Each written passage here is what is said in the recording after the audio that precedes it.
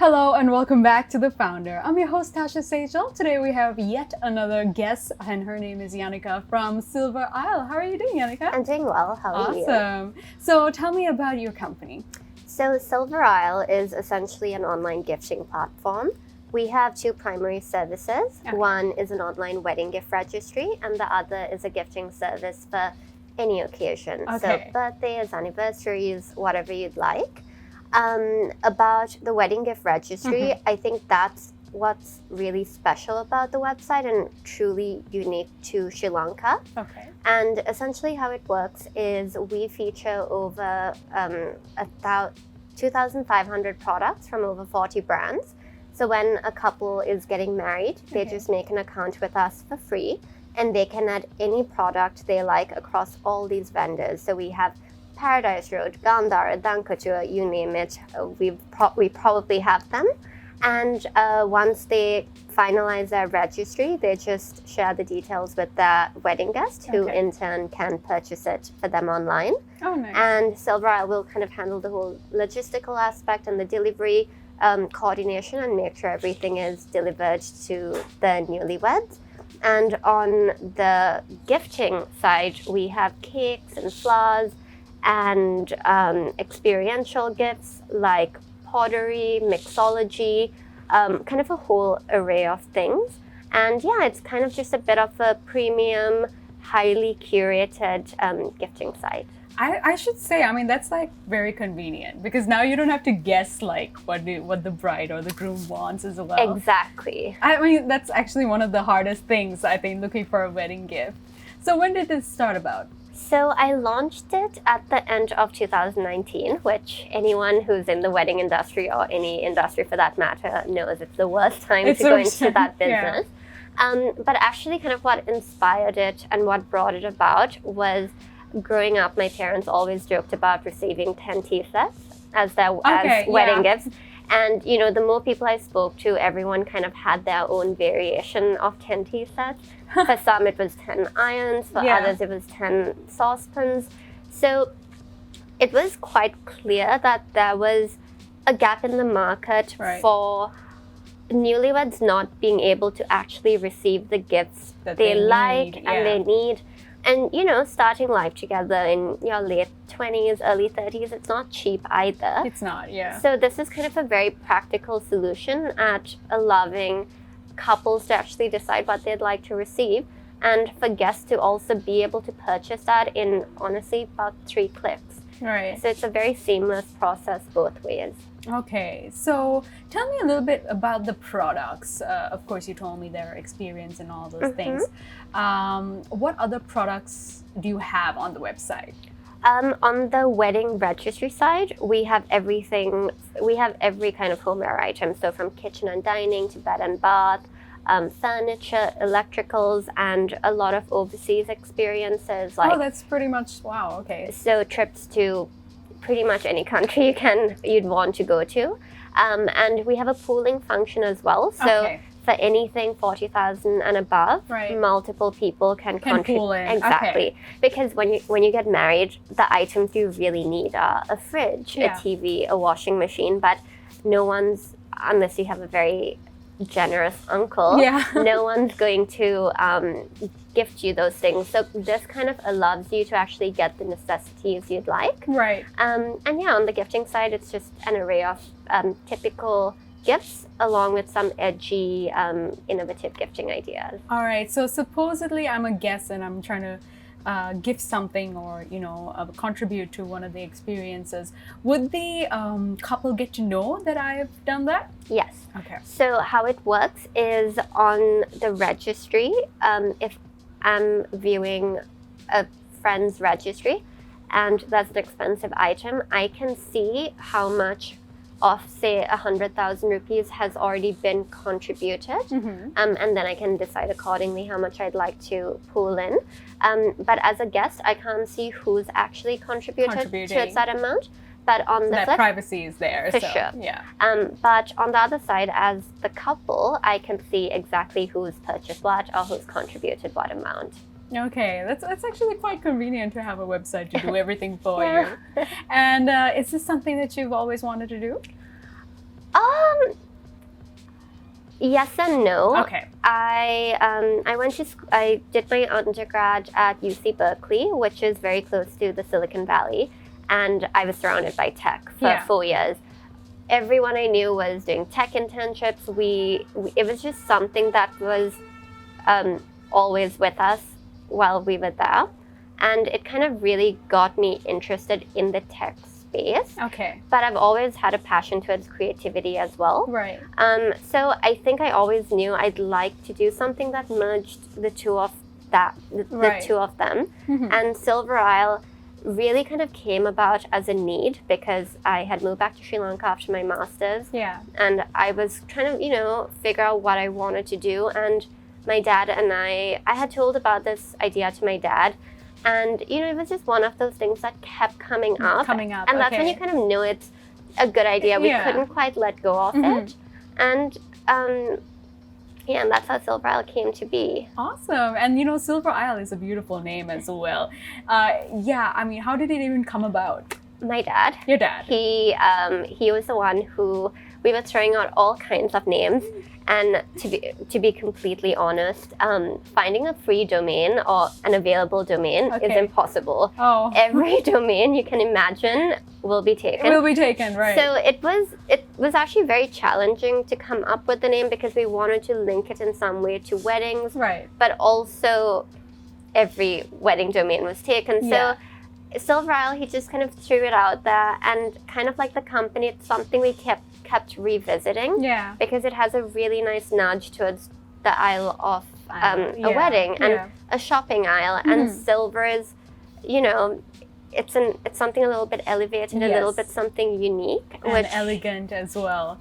So that's how it came about. Yes. All right. So it's been, I guess you started in the late 2019, right? How has it been? Is there ever a challenging moment that you had faced with? So many, every single day. Okay. I think at the start, the biggest challenge was obviously, you spend a long time conceptualizing it. You spend a long time, especially at the start, thinking about the logo, the colors, the website.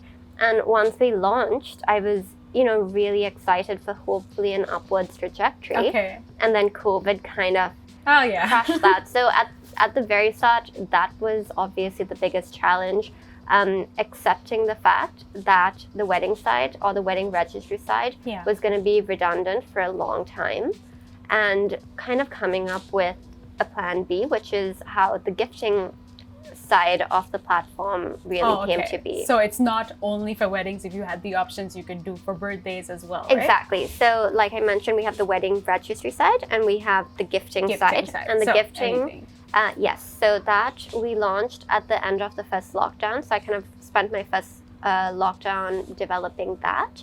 And Yeah, that's really cool. That's good to have like options as well.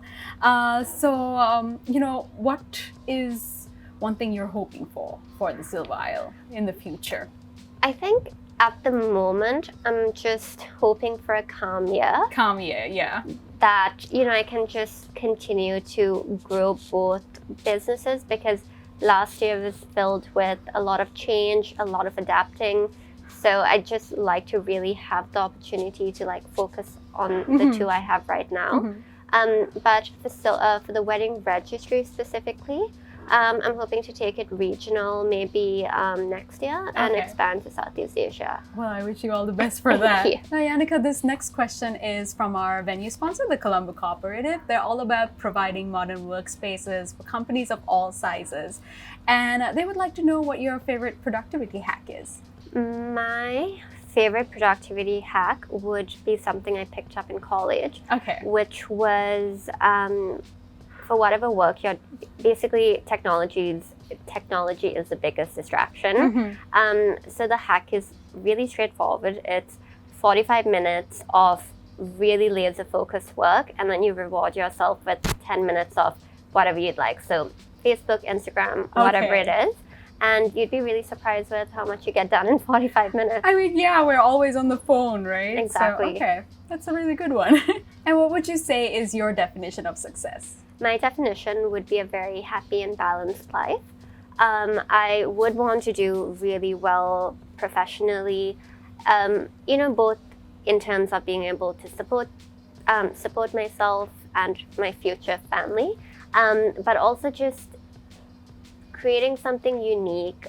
Maybe kind of Sri Lanka, it's really amazing to see a lot of new startups coming that are doing things in very different ways. But for a long time, things were done, in a pretty, that was the way things were done. Yeah. And I'd really like to be a part of that generation that flips that on its head. So professionally, that would be my definition of success. But I just want to keep traveling the world and having a very balanced work-home life. Right. And what really inspires you? What inspires me would be to create a really disruptive company that has the potential to change how things are done. I think that excites me.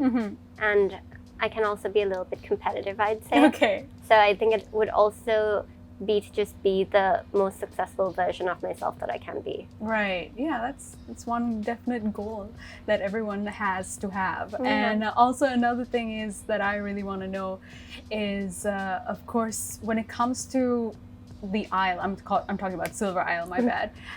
Is there anything else you would have done if it wasn't for the Silver Isle? I think I would have definitely gone into the startup space. And in fact, when I was at Berkeley, it's one of the most incredible places in the world. And activism is a huge part of the culture there. And being there just opened my eyes to so many different social issues that I wanted to be a part of. Right. And it's filled with people who think that they can change the world. And most of the time they do. Yeah. So when I finished up at Berkeley, I went to Imperial College in London for my master's, where I did entrepreneurship, innovation and management. And the whole reason for that was I wanted to come back to Sri Lanka and start a social enterprise. And when I moved back here, there was someone who I really look up to and I respect. And he asked me what, my plans were. And I had this whole social enterprise / non-profit that I wanted to start. Yeah. And he gave me some very pragmatic advice, which was before you make money for other people, make money for yourself. Okay. And, I think I was 22 or 23 at the time, and it kind of broke my little Berkeley heart because I had all these plans of things I wanted to do. So if not for that piece of advice, I probably would be doing something a little bit more in the social enterprise segment. Yeah. But, I think it was really good advice because just in the past 1 year, I've learned so much that hopefully, in a few years' time when I can actually start that nonprofit that I always wanted to, I think I'd hopefully be able to do a lot better through it than if I started it at 23 with zero experience. Yeah. Is there anyone you look up to, like being in this field, like internationally or locally? Let's say, hypothetically, you got the chance to sit at dinner with someone you looked up to. Who would it be? Oh, for sure, Elon Musk. Elon Musk, okay. I mean, I think that's everyone's answer at the moment, but there's a reason for it. It's just the way he thinks, how differently he thinks. It's something I just like to sit and listen to him and just try to kind of implement that into my thinking as well. Yeah, and there might be a lot of people out there who wants to be someone like you, like an entrepreneur, a businesswoman. Is there any kind of advice you would give to them? Sweet, I hope so. I'd say, so I would say when you start a business, you'll start it with one goal in mind or one concept in mind. But chances are it's going to take a few detours and where you end up might not be where you originally intended to end up. So I'd say be okay with that. Be adaptive, be agile, and, the best things are quite serendipitous sometimes. I never planned on launching a second business of sorts through the platform, but COVID kind of propelled me to do that. Yeah, certain circumstances change. Yeah. And I'd also say specifically as a female, it can be, challenging. Right, yeah. There've definitely been meetings where I've been at And if I have a male counterpart and the meeting is with 2 other males, they won't even look at me. They won't even look at you, okay. You know, so, and those moments are so frustrating. So I think it also just makes you want to work twice as hard. Yeah. And that's not a bad thing. Yeah, it's not. And, you know, there is quite a lot coming in, of course, now that the pandemic is just, hopefully it'll end this time soon. I just wish you all the very best for the future, for sure. And also, you know, tell everyone where they can get to know more about Silver Isle. If you'd like to know more about Silver Isle, you can visit our website, which is www.silverisle.com, or you can follow us on Instagram, which is just Silver Isle Gifting or Silver Isle Wedding Registry. Awesome. Thank you so much, Yanika, for much. joining me today. And yeah, see you next time on The Founder.